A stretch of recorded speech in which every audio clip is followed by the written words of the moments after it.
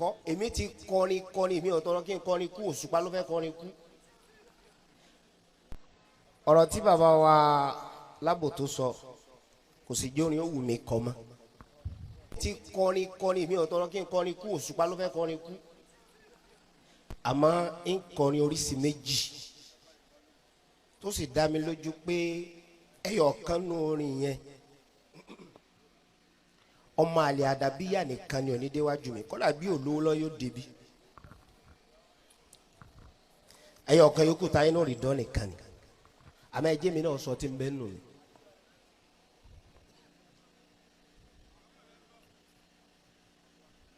bóyá wa tá a máa kéwú lápadà máa láàlì ẹ̀yin tẹ́ ẹ máa kéwú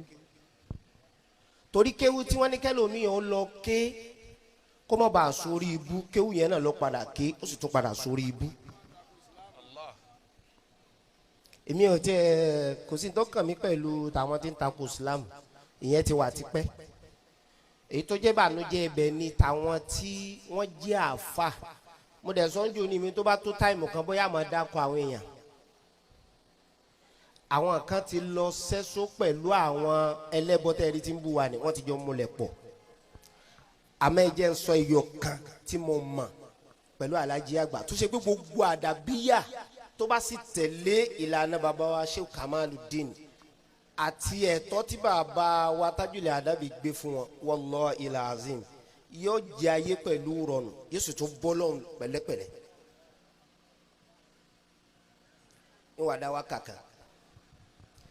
ẹ̀yin tẹ́ bá ní báyìí ẹ̀ lè bá mi sọ di Lárúbáwá. Tajul Adabi ìlàdàbíyà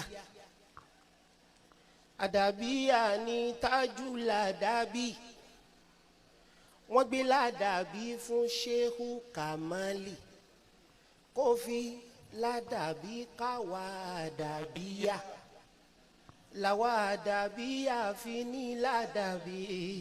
Shehu Kamali àlèyà ẹ má lùlù ọ̀rọ̀ lù Shehu Kamali àlèyà dàbí bàbá mo fúti tóbi mo fúti. nǹkan kan mẹ́sẹ̀gì tí mo fẹ́ pass nìyẹn ọlọ́run o mo fi ọlá bàbá wa Aláàjì àgbà mo fi bẹ̀ ìwọ ọlọ́run bàbá wa inú rí dán mo mọ̀ yín ayé sì mọ̀ kí mo mọ̀ yín ẹ wo báyìí inú rí dán ṣe lò ó ẹ wo tó padà já sí.